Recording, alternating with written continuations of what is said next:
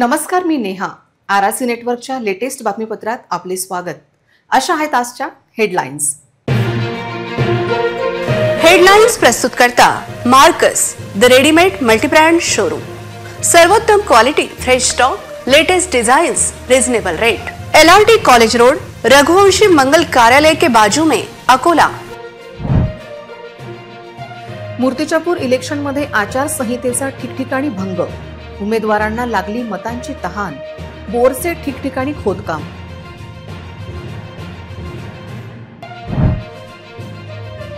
मुख्यमंत्र्यांच्या सभेनंतर भाजपमध्ये जोश कमी, कुरबुर जास्त. तिकीट वाटपातील घोळ आणि पक्षांतर्गत कुरखोडी आली समोर. देशी विदेशी दारूचा इलेक्शनमध्ये आला आहे पूर. स्कूल व्हॅनमध्ये सर्रास होत आहे अकोल्यातून दारूचा पुरवठा. महापालिका भुयारी गटारचे खोदकाम फुटावर. गटार वाहण्यासाठीची पाईपलाईनवर स्थानिकांचा आक्षेप.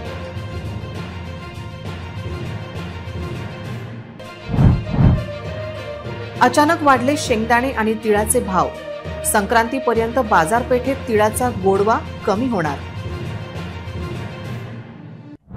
आता सविस्तर बातम्या. मतदारांना प्रलोभित करण्याचे जोरदार प्रयत्न मूर्तिजापूर नगर परिषद निवडणुकीत सुरू झाले आहे. पाण्याच्या समस्येवर गेल्या अनेक वर्षात काहीही उपाय न करणाऱ्या नेत्यांनी थेट मतदारांच्या दाराशी बोर खोदकाम करत प्रलोभन देण्याचा उद्योग सुरू केला आहे. याकडे निवडणूक विभागाचे अर्थपूर्ण दुर्लक्ष असून आचारसंहिता भंगचे गुन्हे दाखल का होत नाही अशी विचारणा आता होत आहे. नगर परिषद निवडणुकीचा प्रचार सुरू आहे. आचारसंहिता लागली आहे. अशा परिस्थितीत तहान लागल्यांवर विहीर खोदणारे राजकीय नेते समोर आले आहेत. त्यांनी थेट मतदारांना प्रलोभीय करण्यासाठी मतदारांच्या दाराशी प्रभागात बोर खोदकाम करणे सुरू केले आहे. हा अतिशय गंभीर प्रकार असून याकडे नगर परिषद निवडणूक विभाग यांचे दुर्लक्ष आहे. निवडणूक काळात नगर परिषदेची कुठलीही मान्यता न घेता, त्याचबरोबर भूजल सर्वेक्षण विभागाची कुठलीही मान्यता न घेता थेट बोर करणे, त्यावर मशीन लावणे हे प्रलोभनाचे उद्योग भावी नगरसेवकांनी सुरू केले आहे. आदर्श आचारसंहितेचा हा भंग असताना याकडे प्रशासनाची डोळेझाक असून राजकीय नेत्यांचे त्याला खुलेआम आशीर्वाद असल्याचे चित्र मूर्तिजापूर नगर परिषदेत पुढे आले आहे. जिल्ह्यातील अकोट, मूर्तिजापूर, हिवरखेड, बाळापूर आणि बार्शीटाकडी या नगर परिषद, नगरपंचायत निवडणुकीत भाजपाला धक्का बसण्याची चिन्ह निर्माण झाली आहे. मुख्यमंत्र्यांच्या सभेनंतर देखील भाजपा कार्यकर्ते आणि नेत्यांमध्ये जोश नसल्याची धक्कादायक माहिती वरिष्ठांना पाठवल्याची चर्चा राजकीय वर्तुळात आहे. भाजप नेत्यांनी आपल्याच नातेवाईकांना तिकीट दिल्याचा रोष सामान्य कार्यकर्त्यांमध्ये आहे. त्यामुळे यंदा पक्षाचा नाराज कार्यकर्ता पक्षापासून दुरावल्याची माहिती समोर आली आहे. याचा फटका भाजपाला बसण्याचे चिन्ह आहे, अशी माहिती विश्वसनीय सूत्रांनी दिली आहे. जिल्हा परिषदेत वारंवार प्रभावाचा सामना केलेल्या भाजपाला नगर परिषद व नगरपंचायत निवडणुकीत अकोला काबीज करणे शक्य नसल्याची ओरड पक्षांतर्गत पातळीवर होत आहे. मुख्यमंत्री देवेंद्र फडणवीस यांच्या दौऱ्यानंतर भाजपमध्ये नगर परिषद निवडणूक ही केवळ सोपस्कार झाल्याची माहिती आहे. जिल्हाध्यक्ष आणि इतर पदाधिकारी यांच्या कार्यशैलीवर कार्यकर्ते नाराज असून त्याचा फटका निवडणुकीत बसण्याचे चिन्ह आहे. त्याचबरोबर स्थानिक लोकप्रतिनिधी पक्षाच्या पदाधिकाऱ्यांच्या सूचनांवर पाणी फेरत असल्याची ओरड पक्षात आहे. भाजप अंतर्गत याविषयीचा एक रिपोर्ट वरिष्ठांनी पाठवल्याची माहिती असून यात स्पष्टपणे भाजपचे पाणीपत या निवडणुकीत होण्याची भीती व्यक्त केली जात आहे, अशी माहिती सूत्रांनी दिली आहे. प्रचाराचे काही दिवस शिल्लक असताना भाजपने त्वरित उपाययोजना केल्या नाही तर नगराध्यक्ष पदाच्या उमेदवाराचे डिपॉझिट जप्त होण्याची भीती व्यक्त केली जात आहे. नगर परिषद निवडणुकीची आचारसंहिता धुळीस मिळवत आहे, अशी ओरड मतदारांची आहे. ग्रामीण भागातून निरागस विद्यार्थ्यांना शहरात आणणाऱ्या स्कूल व्हॅन चक्क अवैध दारूच्या तस्करीचे साधन बनल्या आहेत. आचारसंहितेच्या काळात अवैध दारू विरोधात राज्य उत्पादक शुल्क विभागाची कारवाई शून्य असल्याची माहिती समोर आली आहे. अकोला जिल्ह्यामध्ये नगर परिषद आणि नगरपालिका निवडणुका सुरू असताना देशी दारूचा अक्षरशः पूर जिल्ह्याला वेढून काढत आहे. शहर असो या निवडणूक असलेली गावे देशी आणि विदेशी दारू केव्हाही कुठेही उपलब्ध असल्याचे लज्जास्पद चित्र आहे. जिल्ह्यात आचारसंहिता अस्तित्वात नाही असे दिसत आहे. अकोला शहरात तर बार केव्हा बंद नसतात याची चौकशी जिल्हाधिकाऱ्यांनी करण्याची गरज आहे. शहरातून काही स्कूल व्हॅन विद्यार्थ्यांना आणण्यासाठी ग्रामीण भागात जातात. त्या स्कूल व्हॅनमधून दारूचा पुरवठा सुरू असल्याची धक्कादायक माहिती समोर आली आहे।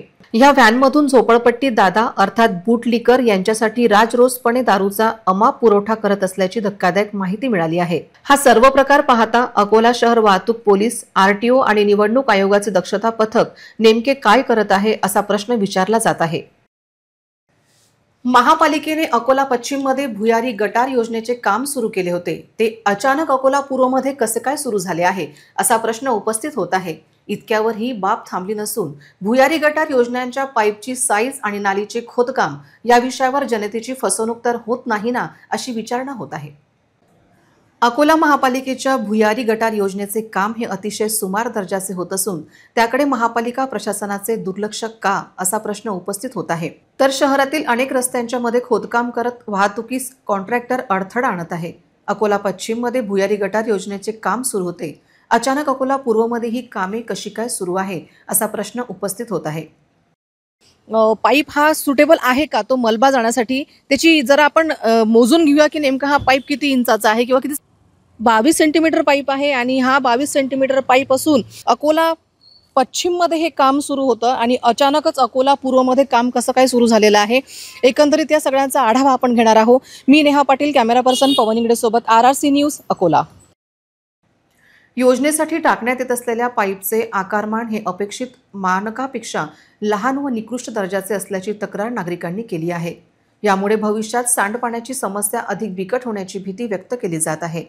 मनपा प्रशासनाने या संपूर्ण प्रकरणाची गंभीर दखल घेऊन तातडीने रस्ते दुरुस्त करावेत आणि निकृष्ट कामाच्या तक्रारीची तत्काळ चौकशी करावी अशी मागणी जोर धरू लागली आहे। आयकॉन हॉस्पिटल गड्डम प्लॉट या भागात भुयारी गटार योजनेचे काम सुरू असून यावर स्थानिकांनी आक्षेप घेतला।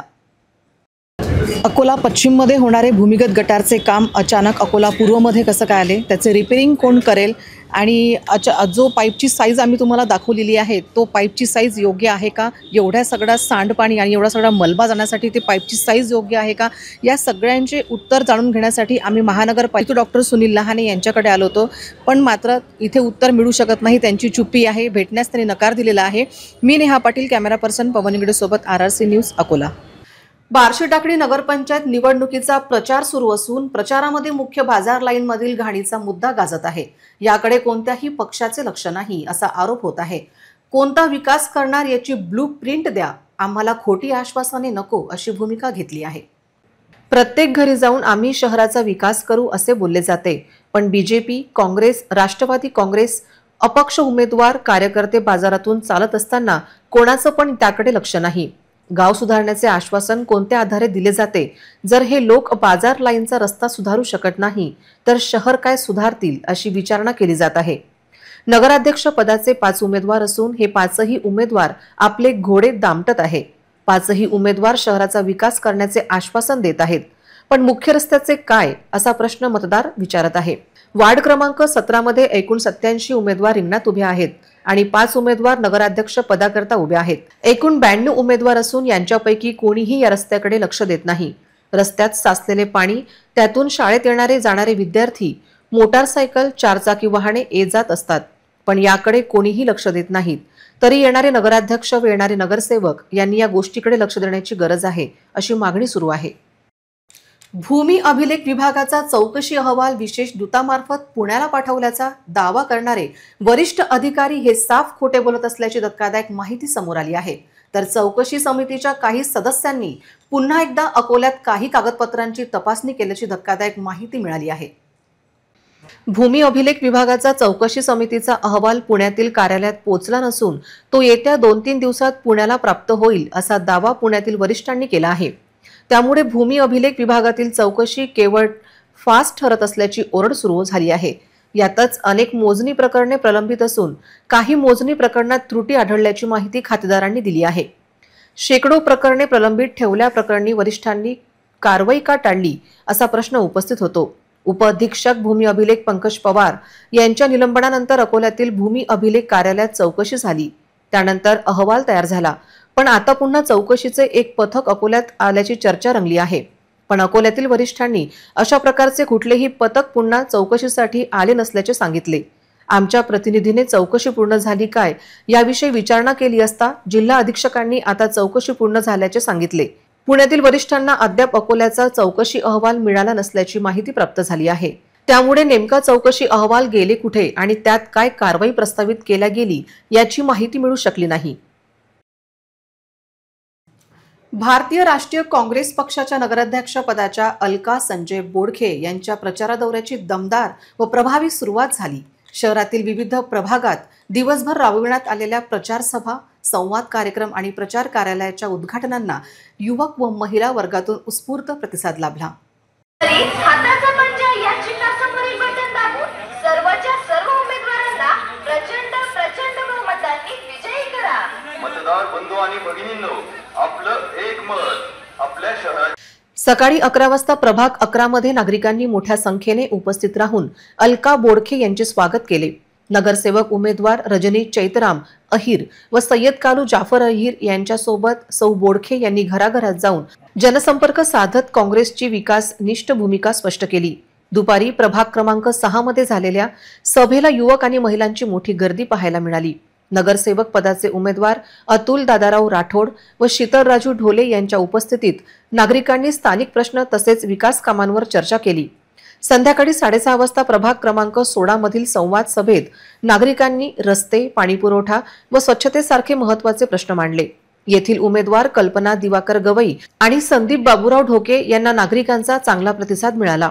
रात्री 7 वाजता प्रभाग क्रमांक 17 मधील नवीन प्रचार कार्यालयाचे उद्घाटन उत्साहाच्या वातावरणात पार पडले। नगरसेवक उमेदवार सुनीता हिम्मत चंडालिया आणि अचल किशोर बेलसरे यांच्या नेतृत्वाखाली झालेल्या या कार्यक्रमाला नागरिकांनी मोठी उपस्थिती दर्शवली। प्रभाग 9 मधील प्रचार कार्यालय उद्घाटनालाही नागरिकांची प्रचंड उपस्थिती होती। येथील उमेदवार जयेश हरीश राजदे आणि वहिदा परवीन मोहसिन बेग यांनी प्रभागातील नागरिकांशी संवाद साधला। दिवसभरातील कार्यक्रमांना खालील मान्यवरांनी भेट देऊन उमेदवारांना मार्गदर्शन केले। महाराष्ट्र प्रदेश काँग्रेस कमिटीचे उपाध्यक्ष हिदायत पटेल, प्रदेश महासचिव व काँग्रेस पक्षनेता अकोट विधानसभा ॲडव्होकेट महेश गणगणे, कृषी उत्पन्न बाजार समिती सभापती प्रशांतभाऊ पाचडे, माजी नगराध्यक्ष संजय बोडखे या मान्यवरांच्या उपस्थितीमुळे सर्व प्रभागांमधील कार्यक्रमांना विशेष उत्साह लाभला। अलका संजय बोडखे यांच्या प्रचार दौऱ्याला मिळालेला प्रचंड प्रतिसाद लक्षात घेता नगराध्यक्ष पदाची लढत काँग्रेससाठी अधिक गतिमान व उत्साहवर्धक होत असल्याचे राजकीय वर्तुळात चर्चा रंगल्या आहेत। अमरावती जिल्ह्यातील दर्यापूर सेवादल काँग्रेसचे माजी शहराध्यक्ष तथा काँग्रेसचे नेते दत्ता पाटील कुंभारकर यांनी गुरुवारी अकोटचे आमदार प्रकाश पाटील भारसाकडे यांच्या नेतृत्वात त्यांच्या दर्यापुरातील निवासस्थानी भारतीय जनता पार्टीत प्रवेश केला। त्यामुळे भाजपचे हात बळकट झाले आहे। आमदार प्रकाश पाटील भारसाकडे यांनी भाजपाची छापी टाकून त्यांना पेढा भरून त्यांचा भाजपात प्रवेश करून घेतला। दत्ता पाटील कुंभारकर यांनी शेकडो कार्यकर्त्यांसोबत आपण भाजपात प्रवेश घेत असल्याची प्रतिक्रिया दिली। काँग्रेस पक्ष हा निष्ठावंतांना डावलणारा पक्ष असून नगर परिषदेच्या निवडणुकीत पैसे घेऊन तिकिटांचा वाटप केल्याचा आरोपही त्यांनी काँग्रेसचे नेत्यांवर केला। आपल्याला डावलल्यामुळे आपण भाजपात प्रवेश घेत असल्याचेही त्यांनी सांगितले। प्रकाश पाटील भारसाकडे भाजपच्या नगराध्यक्ष पदाच्या उमेदवार नलिनीताई भारसाकडे यांनी दत्ता कुंभारकर यांचा यावेळी प्रवेश करून घेतला। यावेळी भाजपच्या नगराध्यक्ष पदाचे उमेदवार नलिनीताई भारसाकडे भाजपचे ज्येष्ठ नेते बाबाराव पाटील बरवट, भाजपचे जिल्हा उपाध्यक्ष मदन पाटील बायस्कर, माजी तालुकाध्यक्ष विजय मेंढे, माजी शहराध्यक्ष अनिल कुंडलवाल, माजी तालुका प्रमुख माणिकराव मानकर, भाजपचे जिल्हा सचिव रवींद्र ढोकणे, भाजपच्या शहराध्यक्ष मेघा भारती, आध्यात्मिक सेलचे अध्यक्ष श्रीकृष्णा अण्णा डोंगरे, भाजपचे उमेदवार रोशन कट्यारमल, भाजपचे ज्येष्ठ कार्यकर्ते भरतभाऊ शुक्ला, राजीवभाई पैलवान, रफतभाई ठेकेदार, भाजपचे उमेदवार सतीश पाटील भारसाकडे, संजय भारसाकडे, मोहम्मद अनास उर्फ विजय पाटील भारसाकडे, नवेद खान, रतफ खान, बरकत खान ठेकेदार, ऋषिकेश लाखे, पप्पू पाटील भारसाकडे, गोलू इंगडे, भूषण विलेकर, कपिल गुरडे, रवींद्र राजपूत, निलेश चराटे यांच्यासह शेकडो कार्यकर्त्यांची उपस्थिती होती। आपण काँग्रेसमध्ये होते तर काय कारण आहे काँग्रेस सोडण्याचा आणि काय तुम्ही असा निर्णय का घेतला? मी गेल्या मागील 14 वर्षापासून काँग्रेस पक्ष वाढवण्यासाठी मी अहोरात्र मेहनत घेतली। जेव्हा काँग्रेसचा पलटीचा काळ होता त्या 2014 पासून मी काँग्रेस सोबत राहिलो, पण कार्यकर्त्याची तिथं कदर नाही आहे। येणाऱ्या या निवडणुकीमध्ये काँग्रेस पक्षानं फक्त ज्याच्याजवळ पैसा आहे असे उमेदवार दिलेले आहे गावामध्ये। मग आमच्यासारख्या कार्यकर्त्यांनी फक्त नारे आणि झेंडे उचलण्यासाठीच काम करायचं का? त्या कारणाने मी भाजप पक्षात आज जाहीर प्रवेश केलेला आहे. तुम्ही किती कार्यकर्त्यांसोबत प्रवेश केला याच्यामध्ये? माझ्याजवळ भरपूर कार्यकर्ते आहे, पण मी सध्या स्वतःच आलेलो आहे. कारण की वेळ कमी असल्यामुळे मी काल रात्रीच निर्णय घेतला की मला भाजपमध्ये जायचं आहे. त्यामुळे मी भाऊचा आशीर्वाद घेण्यासाठी आलो आणि जाहीर प्रवेश आज घेतला. शेतकऱ्यांच्या काही मागण्यांसाठी मूर्तिजापूर तालुक्यातील काही शेतकरी जिल्हाधिकारी कार्यालयात आत्मदहन करण्याकरता पोहोचले होते, परंतु तेथे आधीच तैनात असलेल्या पोलिसांनी त्यांना तत्काळ अटक केल्याने मोठी घटना टळली.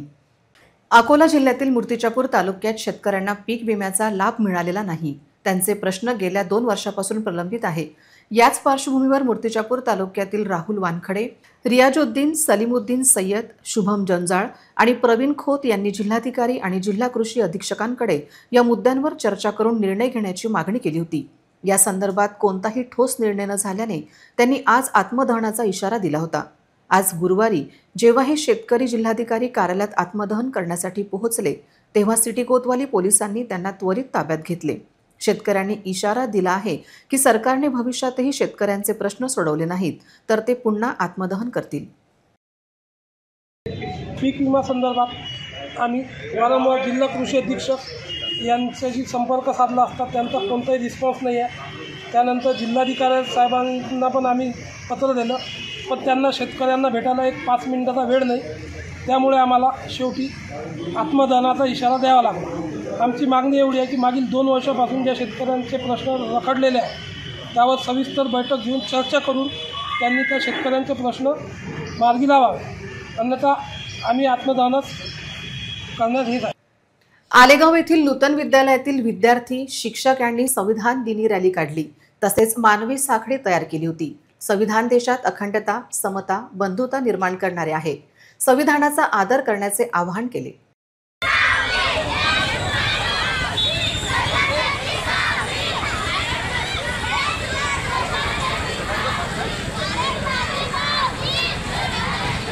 पातूर तालुक्यातील आलेगाव येथील नूतन विद्यालय संस्थेचे अध्यक्ष सुभाषचंद्र जैन यांच्या मार्गदर्शनाखाली विद्यालयाचे मुख्याध्यापक वसंतराव राठोड यांच्या उपस्थितीमध्ये 26 रोजी संविधान दिवसाचे आयोजन करण्यात आले होते.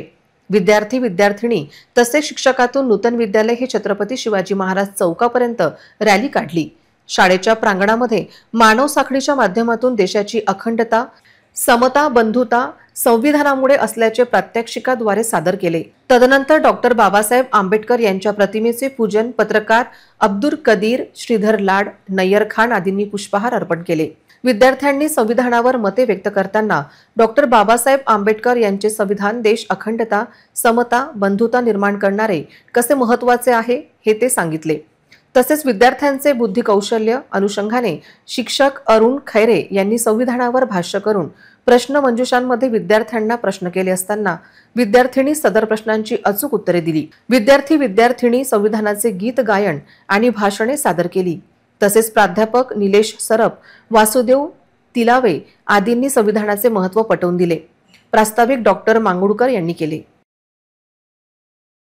शासकीय वैद्यकीय महाविद्यालय आणि रुग्णालयातील सर्वच लिफ्ट बंद पडल्याने रुग्ण, नातेवाईक तसेच रुग्णालयातील कर्मचारी यांना प्रचंड त्रासाला समोर जावे लागत आहे. लोकप्रतिनिधीसह वरिष्ठ आरोग्य अधिकाऱ्यांचे याकडे दुर्लक्ष का असा प्रश्न उपस्थित होत आहे. रुग्णालयाच्या विविध मजल्यावर सुरू असलेल्या विभागांमध्ये उपचार घेण्यासाठी रुग्णांना जिन्याने चढउतार करावे लागले ही अत्यंत कठीण बाब ठरत आहे. विशेषतः ज्येष्ठ नागरिक, गर्भवती महिला, अपंग व्यक्ती व गंभीर रुग्णांना विभागापर्यंत पोहोचणे हे मोठे आव्हान बनले आहे. स्ट्रेचर व व्हीलचेअरवर असलेल्या रुग्णांना वरच्या मजल्यावर हलवताना कर्मचाऱ्यांना प्रचंड अडचणींचा सामना करावा लागत असल्याची माहिती समोर येत आहे. नागरिकांनी रुग्णालय प्रशासनाकडे वारंवार तक्रारी करूनही दखल घेतली जात नसल्याचा आरोप केला आहे. अनेक दिवसांपासून लिफ्ट दुरुस्तीसाठी आवश्यक पावले उचलली नसल्याने संतापही व्यक्त केला जात आहे. नागरिकांची मागणी आहे की रुग्णालय हे जिल्ह्यातील प्रमुख सरकारी आरोग्य केंद्र असल्यामुळे येथे मूलभूत सुविधा अखंडित उपलब्ध असणे अत्यावश्यक आहे. त्यामुळे सर्व लिफ्ट तातडीने दुरुस्त करून सुरळीत सुरू करण्यासाठी प्रशासनाने त्वरित लक्ष देणे गरजेचे आहे. रुग्णांच्या सुरक्षेसाठी व सोयीसाठी आवश्यक असलेल्या या सुविधांबाबत तातडीची कार्यवाही होईल अशी सर्वसामान्यांची अपेक्षा आहे. अमरावती जिल्ह्यातील दर्यापूर नगराध्यक्ष पदाच्या भाजपा राष्ट्रवादी काँग्रेस अजित पवार गट या महायुतीच्या अधिकृत उमेदवार नलिनीताई भारसाकडे यांनी दर्यापूर शहरातील सर्व वार्डांमध्ये झंझावात दौरा करून जनतेचे आशीर्वाद घेतले. दर्यापूरचा सर्वांगीण विकास करू असा दावा त्यांनी केला आहे.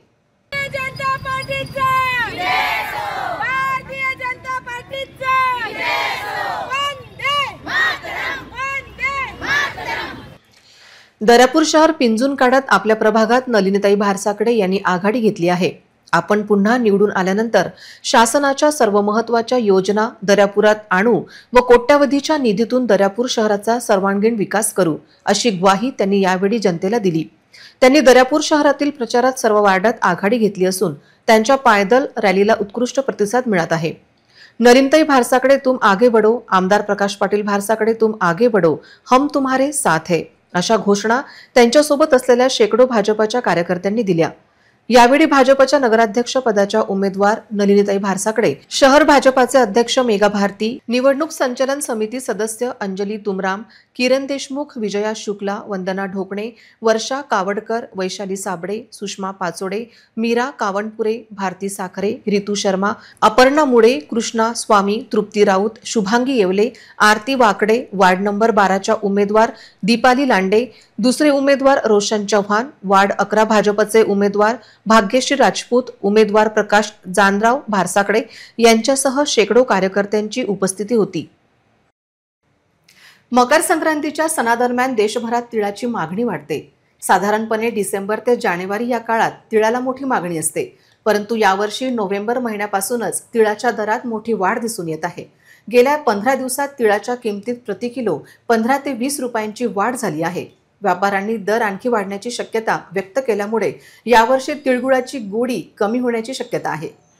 या महिन्याच्या सुरुवातीला घाऊक बाजारात तीळ 120 ते 130 रुपये प्रति किलो विकला जात होता, पण अचानक त्याचे दर वाढू लागले. बुधवारी अकोल्याच्या घाऊक किराणा बाजारात तीळ 135 ते 150 प्रति किलो विकला गेला. तिळासोबतच शेंगदाण्याच्या दरातही वाढ झाली आहे. गेल्या 10 दिवसात शेंगदाण्याच्या किमती 15 रुपये प्रति किलोने वाढल्या आहेत. अनियमित पाऊस आणि पूर यामुळे शेंगदाण्याचे उत्पादन 10 ते 15% कमी झाल्याचे सांगण्यात येत आहे. पावसामुळे राज्यात शेंगदाण्याचे नुकसान झाल्याने आता आंध्र प्रदेश आणि ओरिसातून शेंगदाणा आयात केला जाईल. जर पीक चांगले आले तर दरात घट होण्याची शक्यता आहे. घाऊक बाजारात शेंगदाणा 115 ते 122 प्रति किलो विकला जात आहे. या वाढलेल्या दरामुळे यंदा मकर संक्रांतीला तिळगुळाची गोडी कमी होण्याची शक्यता आहे. संक्रांतीपर्यंत तिळाचे भाव 200 रुपये किलो जाण्याची शक्यता वर्तवली जात आहे. पुन्हा एक नजर टाकूया आजच्या प्रमुख घडामोडींवर. हेडलाइन्स प्रस्तुत करता Marcus the readymade multibrand showroom. सर्वोत्तम quality, fresh stock, latest designs, reasonable rate. LRT college road, Raghuvanshi Mangal Karyalay के बाजू में, अकोला. मूर्तिजापूर इलेक्शनमध्ये आचारसंहितेचा ठिकठिकाणी भंग.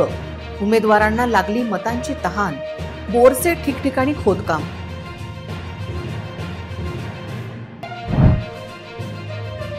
मुख्यमंत्र्यांच्या सभेनंतर भाजपमध्ये जोश कमी, कुरबुर जास्त.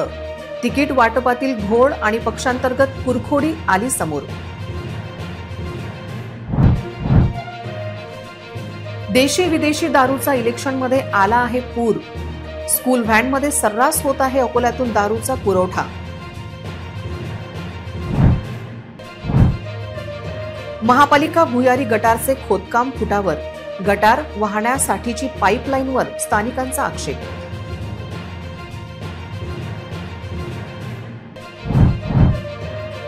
अचानक वाढले शेंगदाणे आणि तिळाचे भाव. संक्रांतीपर्यंत बाजारपेठेत तिळाचा गोडवा कमी होणार. बातम्यांसाठी तुम्ही पाहत रहा RRC news. 2,40,000 दर्शकांनी RRC digital Akola हे यूट्यूब चॅनल सबस्क्राईब केले आहे, तेव्हा तुम्ही कसली वाट पाहत आहात? तुम्ही पण सबस्क्राईब करा आणि बेल आयकॉन क्लिक करत RRCच्या बातम्या निरंतर पहा. तुमच्या मोबाईलवर नोटिफिकेशन मिळवण्यासाठी सबस्क्राईब करा RRCचे हे यूट्यूब चॅनल. लाईक आणि फॉरवर्ड करा RRC डिजिटल अकोलाचे हे न्यूज बुलेटिन. पुन्हा भेटूया लेटेस्ट बातम्यांसह नवीन बातमीपत्रात. तोवर नमस्कार.